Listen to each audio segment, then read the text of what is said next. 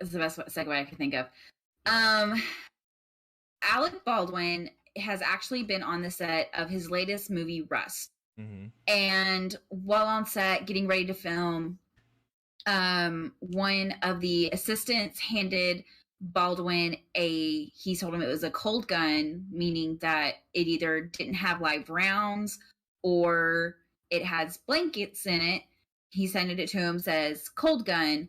And this is the part where I'm really confused. Alec ended up shooting the gun, and he unfortunately killed the cinematographer and wounded the director. Mm-hmm. So the director has been released from the hospital. He's doing okay. And Baldwin is doing everything he can to support the family. There have been some pictures floating around of him just being very distraught on set. Because I mean, that's got to be a real mind fuck, you know. Right. But my biggest question when this is, why was he pointing in their direction? Like, was he just untrained? Like, Keanu Reeves and a handful of other actors that I can't think of go through handgun training before they're even handed a prop gun, or even like a real cold gun. You know what I mean? Yeah. So I think that's the major issue, right? Mm-hmm. For one, this was a real gun on set, Mm-hmm. and two, it was when the gun was handed to him, it was a fully loaded firearm, right? It was a deadly weapon. Mm-hmm. So that's the other question. How did live ammunition get on set in the first place? Because that is outlawed by the Actors Guild. Yeah. Well, and the only times, because I was reading a little bit about it, there are very few exceptions. Well, they'll put live ammunition on set, but even then, it's supposed to be like heavily monitored. And there was an armorer who handles all the guns on set, but I think at this time we still haven't had any comment from her about it. Wait, I thought it was quartermaster. No. Arms master. Okay. Yeah. Armor. It's all the same. Okay. Yeah. I didn't know that, actually. Thank you, guys. I thought the actual title was quartermaster for people handling props and guns. No, that's the props master would be. Yeah. Gotcha. Okay. My knowledge of the film industry has been 50-50 so far. Yeah, so I mean, I guess the big question that I've seen a lot of people raise and that's surrounding this is how do we assess fault, right? Mm-hmm. Do you blame the armorist? Do you blame the actor? Do you blame the producers? You know what I mean? Like how many or do we blame the gun? Do we ban guns from all movie sets and off? You know what I mean? Like it's the argument people are making, right? Mm-hmm. So where do y'all think we should go forward with it? I have some opinions, but I'll wait till ladies first. Go ahead. Okay. Personally, for me, and this is just kind of logical way of thinking, you know, if the executive producer or the producers approved of a live ammunition gun on the set, then technically they're at fault.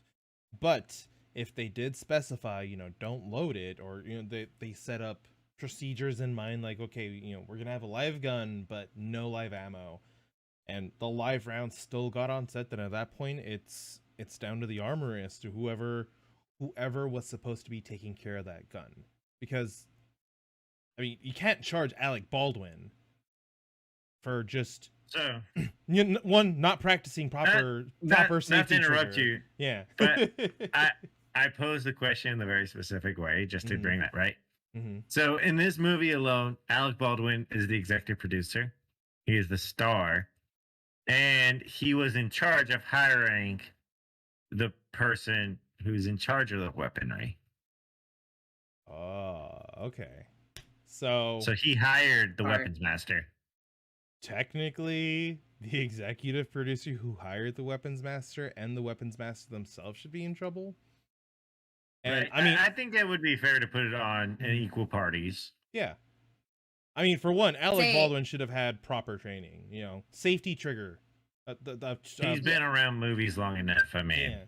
Come on. and also too, what's a little unsettling is the armorist. She actually went on a podcast like a month or two ago talking about how she's still new, she's still learning. So why wasn't there somebody there to be like a safety, not like a safety net for her, somebody who kind of double checks everything, make sure she's doing the right steps, Or a person who trains people to use guns and writes licenses for them, like the concealed carry trainers here in Texas. I could see that, but again, it was a low budget film, and you know the star of the film is producing it, kind of thing, right? So they hired the person with for the cheapest, the most qualifications for the cheapest amount.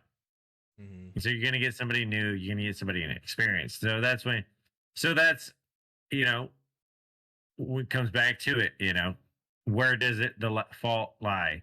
The person that hired an inexperienced armorist, or the inexperienced armorist themselves? All three. But then again, right? Ask the question. You know, if I hand you the keys to a car and you get in it and you drive into somebody, you know, is it your fault for driving into somebody, or is it my fault for giving you the keys? Okay. So they might have handed him a loaded gun, but if he never even looked or gave a visual inspection of the gun, or asked, hey, if he asked, hey, these are dead rounds, right? Or, you know, no, they're dummies. All right, cool. You pointed somewhere, click, click, click, click, click, click. Oh, yeah, okay, we're good. You know, there's a lot that goes behind it, too. Yeah. And apparently earlier that week, or this week, last week, crew members had walked off the set of Rust just because they felt unsafe, that everything wasn't going the way it should. So, I mean, the gun should be checked 3 to 4 times before being used, or the camera goes roll, you know. The person who checked by the person who puts it on the prop table, the person who puts the blanks in, and then the assistant or whoever that's running the gun to the actor, actress, and then that person should be checking it as well. Like, each of these people should at least have enough or gone through some sort of training to have the knowledge to double check everything and be sure, because unfortunately, otherwise, this is what happens. You know, we lose somebody who was up and coming in their field, a mother, a wife, and it's just a tragedy.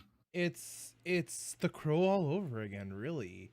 I mean, I was just about to say that. Yeah, Brandon Lee dying on set while filming, like, this shit shouldn't have to happen.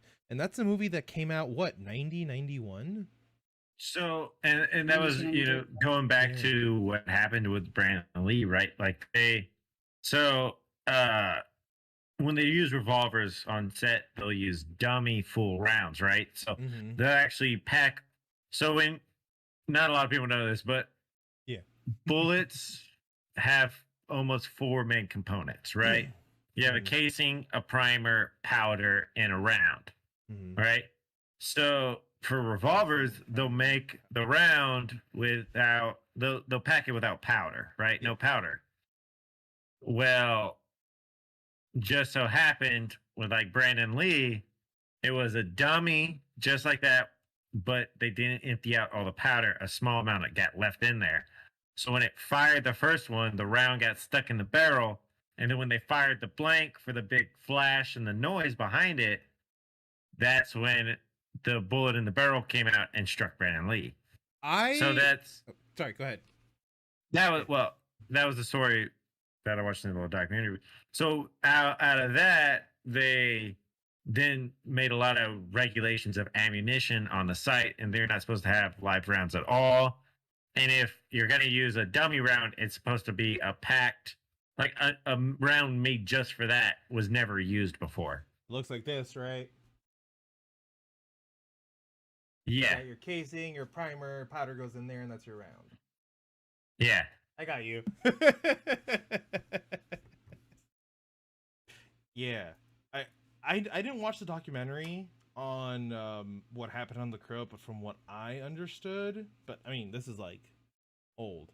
I bet you anything what you said about the documentary is 100% true. From what I understood is that the primer actually pushed the bullet into the chamber, and it stayed there, and the dude didn't inspect it, so when they went to use blanks, it pushed the bullet out.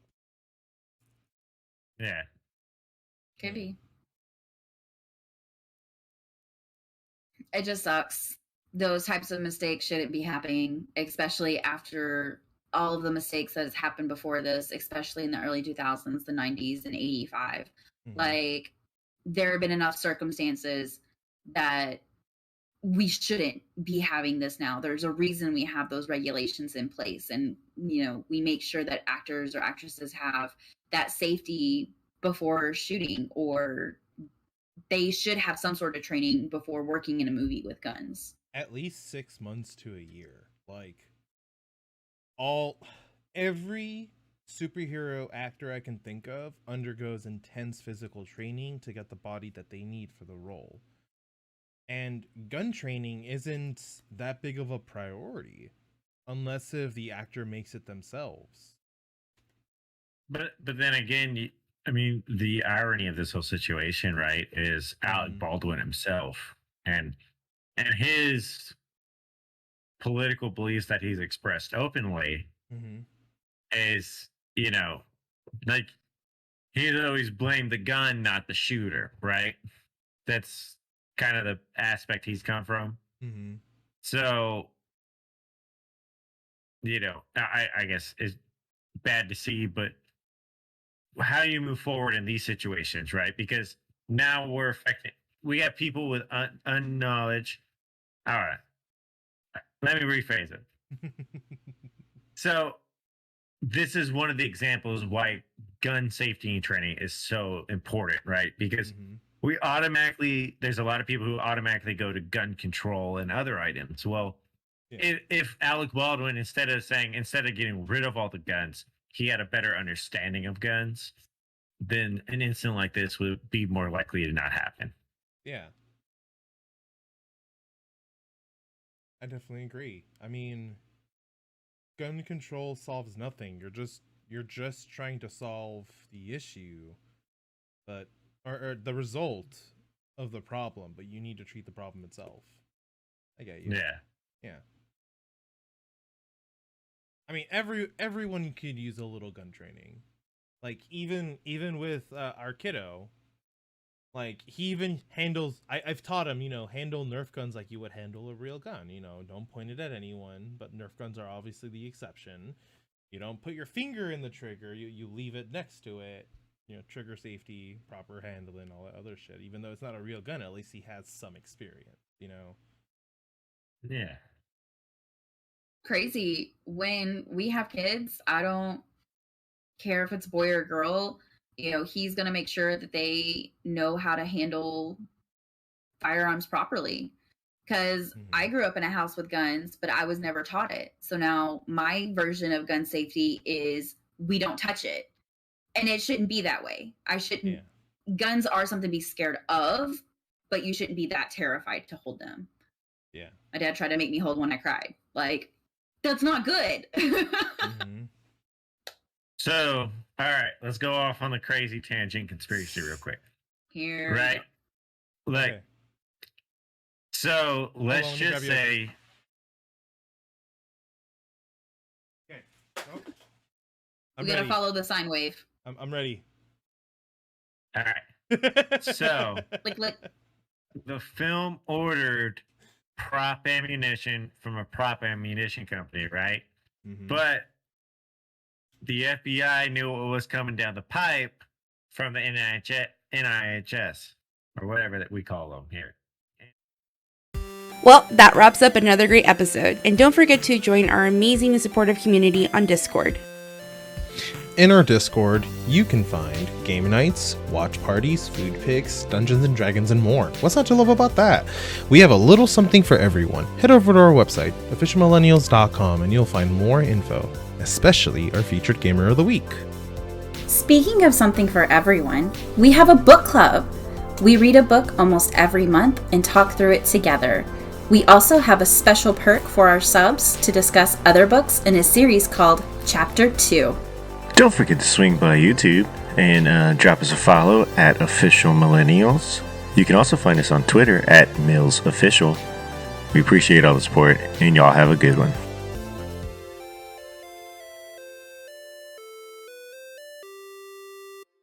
This is an Official Millennials production.